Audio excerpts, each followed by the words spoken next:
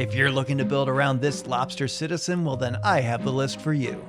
Hello everybody and welcome back into the fort. My name is Tyler Savesya Bucks and I am here to talk about a lobster that rocks. That's right, Ragost, Deft, Gastronaut. This is one of the most popular commanders going right now. It is the tippity top for Edge of Eternities on EDH Rec. So I wanted to put together a list, a pillow 14 cards for under $14 to get you started on a deck. Since this card is really popular right now, there's a lot of deck lists going around. So if you're looking to brew this on your own, here's some really great cards that aren't going to break your bank, but get you set up for success when you're building this deck. I'll be talking about some really good cards for, like I said, 14 of them. And then towards the end of the video, I'll talk about some of my maybes that kind of caught my interest because this commander really is interesting. So let's take a read on it. It is a red and a white for a 2/2 Lobster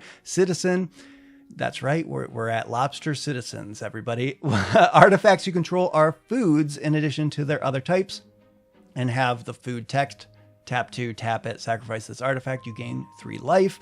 And then you can also pay 1 and tap this commander to sacrifice a food. It deals 3 damage to each opponent. And then at the beginning of each end step, if you gained life this turn, untap Ragost. That is such a strong effect. It is also marrying 2 archetypes, burn and life gain, 3 almost. Burn, life gain, artifacts, 3. And I can see why people are really jazzed about this commander. It's also very cheap. So let's talk about, in terms of mana value. So let's talk about some of the cards on this list. Again, like I said, 14 cards under $14. It'll help supercharge the list that you're putting together right now, or help you get started if you don't necessarily know what to pick up if you are inspired by this commander. Let's look at the first one here. We have Ratchet, Field Medic. We're starting off with a double-sided, so it's a lot of reading. Let's get right into it. It is 2 and a white for a 2/4 robot. It has more than meets the eye, which you can pay 2 and cast it for its converted side, which we will look at that in a second. It has lifelink, and whenever you gain life, you may convert Ratchet. When you do, return target artifact card with mana value less than or equal to the amount of life you've gained this turn from your graveyard to the battlefield tapped. Something to note there is it says you may convert Ratchet whenever you gain life, and it might behoove you to, have, I gained 1 life here, 1 life there, and just say no each time until you get to the point where it's like, all right, I want to bring back this 4 mana value thing. Wait until you gain that 4 life and then convert it, bring that thing right back to the battlefield. And like that, it converts over to this, looks like an ambulance, 1/4 living metal. When it's your turn, it's a creature. Also has lifelink, and whenever 1 or more non-token artifacts you control are put into the graveyard from the battlefield, you convert Ratchet. This ability triggers only once each turn. So again, you're going to gain life in this deck a lot, and once each turn means you can gain life on your turn and, do the whole thing, converting it, reanimating it like that, going to that side. And then on the next turn, you can do the same thing, bounce it back and forth over the course of a turn rotation, which is very useful in this deck. I play a lot of graveyard decks and some aristocrats and that type of thing. And something I've realized with a lot of those decks is you run into an issue where it's like, I would sacrifice this or I would throw this in my graveyard or whatever, but I kind of need it right now. But when you have an effect like this, and there's plenty of other ways in this list, I'll go over getting artifacts back onto the field or into your hand. It lets you kind of freely sacrifice those things to get the value that you need right then and there, because you have ways to bring it right back onto the battlefield and get it right back into the game. So Ratchet would be one of the biggest cards. I would say you should pick that up right now if you're building this deck. Junk Diver is another way to get cards back from your graveyard. 3 mana, 1/1 bird, flying. When it dies, return another target artifact card from your graveyard to your hand. Simple and clean. Easy for me to say. And I don't know, I just like this card a lot, especially in this deck. And it comes out right after your commander for on turn 3. Really nice. Liquid Metal Torque, 2 mana, mana rock, taps for a colorless, but also can turn target non-land permanent into an artifact in addition to its other types. So it can turn, we'll talk about some artifacts first, and then I have some non-artifact cards towards the end of the list. And it's a way to just turn something that you need to get rid of or want to into an artifact, but also it's very good in Commander to be political and say like, hey, you have an Abrade, I can turn their commander into an artifact if you cast it on it. So there's some fun ways that you can utilize this mana rock here. Prized Statue is also 2 mana for an artifact. When it enters the battlefield or is put into the graveyard from the battlefield, create a treasure token. Very strong in this deck. This is 1 piece of cardboard that gets you 3 artifacts. You cast it, you get that treasure. You can then sacrifice it right to your commander to get that second treasure. And those treasures are also foods. It's very, very nice in this list. Solemn Simulacrum, a commander classic, 4 mana, Golem, 2/2. When it enters the battlefield, search your library for a basic land, put it onto the battlefield, tap, then shuffle, and then when this creature dies, you may draw a card. Solemn is proven in the format. It's very strong. If you need a little bit of ramp, it's always great. But in a deck like this, again, where you're able to bring it back over and over again, it can become a little bit of a ramp and draw engine when you need that in a deck. Solemn, like I said, is a solid card, but in a deck like this that can really utilize all those little intricacies of it, it can be one of the best cards in the deck. So if you have a Solemn, definitely throw it into this list. Sting, the Glinting Dagger, 2/2 is an equipment. 2/2, it's not a creature. 2 mana, equipped for 2, it's an equipment, gives the creature that it's equipped to, that it's equipped to. +1/+1 and haste, which is nice for your commander. At the beginning of each combat, untap equipped creature, and then it does some stuff to combat goblins and orcs. It might come up every once in a while, but again, your commander can untap on each end step if you're gaining life. This is a way to add another untap in the middle of each player's turn as well. Very strong, and every once in a while you can sacrifice this to your commander, turning Sting into food. It'd be very interesting to eat Sting. Like if there's an orc around, you can kind of like see it like, oh, hold on, there's an orc. I see it. Let's get out of here. Well of Lost Dreams also looks like food to me and Ragost. This is 4 mana for an artifact. Whenever you gain life, you may pay X, where X is less than or equal to the amount of life you gained. If you do, draw X cards. Now, in this list that we've already looked at, your commander as well, a lot of low mana value things. 4 mana to cast this, and it kind of doesn't do anything right away. Might seem like a lot, but when you're spending your early turns deploying a lot of your value pieces onto the battlefield, this is a great mid to late game effect that you put it down and then you just do your thing and refill your hand a little bit here and there. Say you crack a food, gain 3 life, pay 3 more mana and draw 3 cards. And you can also just pay 1 mana and draw 1 card. It's a nice little draw engine. Again, as your deck is doing the thing, and then your commander can turn it into a bisque or something. Moving on to some non-artifact spells, we have Hela, Guided by Light. This is a brand new card from Edge of Eternities, and I like it a lot. 2 and a white for a 3/3 human soldier. Whenever Hela or another creature or artifact you control enters, you gain 1 life. That alone is very strong in this deck, but also at the beginning of your end step, draw a card if you gain 3 or more life this turn, and then it has Warp, which is you can pay 1, enters for a turn, goes into exile, and then you can cast it for that 3 mana later, which is kind of good in this deck as well. So this is just a great little draw engine. Again, you're going to draw that card on your end step, but it's just a way to gain you life and refill your hand a little bit here and there. This is amazing for this deck. I'll talk about some other cards that I considered to put on the main list towards the end of this video. It's kind of like a lightning round. And there's another card from Edge of Eternities I want to talk about there as well, so stay tuned.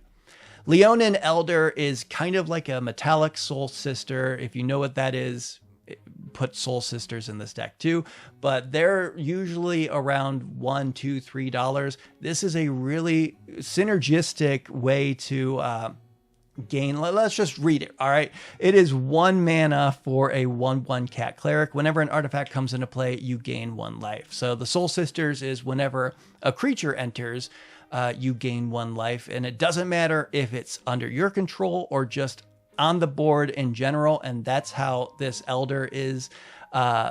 Whenever an artifact comes into play, somebody else made 3 treasures or something, boop, boop, boop, gain 3 life. Really solid, especially for the fact that it's less than 50 cents right now. Hijack, it's a tricky way to kind of act as removal in the deck. 1 red for a sorcery, gain control of target artifact or creature until end of turn. Untap it, it gains haste. Every once in a while, you can steal someone's big threat and attack with it, but this is more so to steal someone's really high value thing, especially if you're building budget. Disrupting some of the players who aren't building budget is always nice. So when you can hijack someone's 1 ring and then sacrifice it to your commander, it'll always kind of catch your opponents by surprise. Reckless Fireweaver, 2 mana, 1/3 human artificer. Whenever an artifact enters the battlefield under your control, it deals 1 damage to each opponent. Just a way to keep adding the burn and lowering people's life totals. Arvaz Mir, I believe that's how it's said, is a red and a white for a 2/2 human assassin. Whenever it or another non-token historic permanent enters the battlefield under your control, it deals 1 damage to each opponent and you gain 1 life. Historic is artifacts, legendaries, or sagas. This deck will be filled with all types of artifacts and ways to bring them back. And there's just going to be a lot of ways for them to be entering the battlefield. And when this also adds more to the pain train and gain train, it's very nice. I don't know if that felt right saying it like that. Pain train and gain train. I don't know. I don't know if I'm going to keep that in the edit. Was that cool? I don't know. If you're not seeing this, then it wasn't cool. If you are seeing it, it was cool? I'm confused. Edgar, Master Machinist, is 2 red and a white for a 2/4 human Artificer Noble. This is from Final Fantasy. Once during each of your turns, you may cast an artifact spell from your graveyard. If you cast a spell this way, that artifact enters tapped, and then when it attacks, it gets a power boost for the converted mana cost of an artifact you control. But it's just, again, a nice way to freely sacrifice some of these artifacts we've talked about and know that you just have a clean way to recast it on your turn. And again, 4 mana entering in the mid game can push through a little bit of power, as well as getting you back those value pieces over and over again. It's going to be really hard for your opponents to combat this deck because they'll want to get rid of some of your stuff, and then you play something like this and they'll go, oh my gosh, I can't even get rid of Well of Lost Dreams. You're just going to recast it. Ozgeear the Reconstructor. This is a card that made Boros artifacts into what it is today. 2 red and a white for a 4/4 giant artificer with vigilance. You can pay 1, sacrifice an artifact. Target creature gets +2/+0 until end of turn. But why it's on the list is this second ability: X, tap, exile an artifact card with mana value X from your graveyard. Create 2 tokens that are copies of the exiled card. Activate only as a sorcery. This again is a way to bring back multiple things.